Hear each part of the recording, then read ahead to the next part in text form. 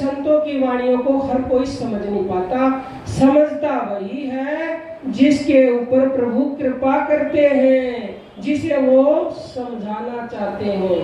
तो इन पंक्तियों में कुछ इस प्रकार संतों ने इशारा किया है कि सांसों की कर सुमरणी, अपनी सांसों का ही सुमरण करो, कुछ नहीं करना, कहीं नहीं जाना, धन की भी जरूरत नहीं। लोग कहते हैं ना पूजा करने के लिए धन नहीं है क्या? अरे भाई धन की जरूरत ही नहीं है, सांसों का ध्यान करो फ्री में, हर समय, किसी भी अवस्था में।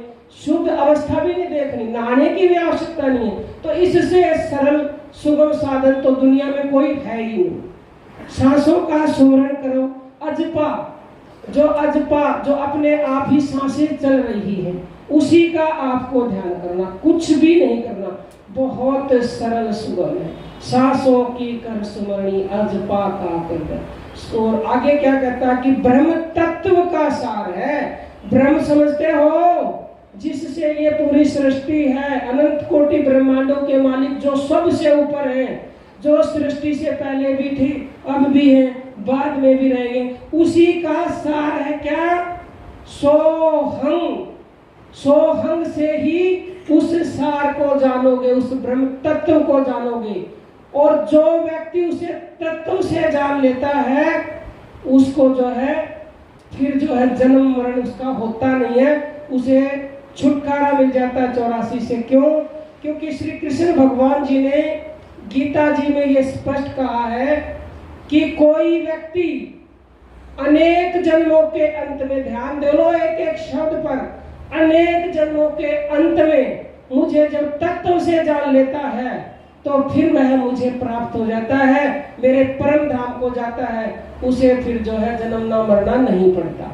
तो आप ये ना सोचें कि आप इसी जन्म में उन्हें जान रहे हो। अनेक जन्मों का ये काम है, अनेक जन्मों से आप करते आ रहे हो, थोड़ा किसी जन्म में, थोड़ा किसी जन्म में, थोड़ा किसी में। और जब अंत का जन्म होता है, जब उसका उद्धार होना होता है, तो वो उसे फिर तत्व से जान ही लेता है।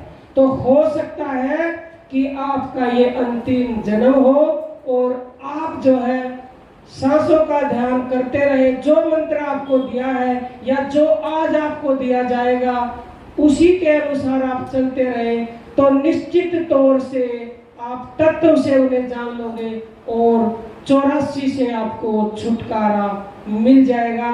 सभी ग्रंथों का सार यही है, जिसके लिए संत कह रहे हैं कि नाम लिया तिन सब लिया और सकल वेद का भेद, बिना नाम नर के पढ़ा चाहे पढ़ता चारों वेद।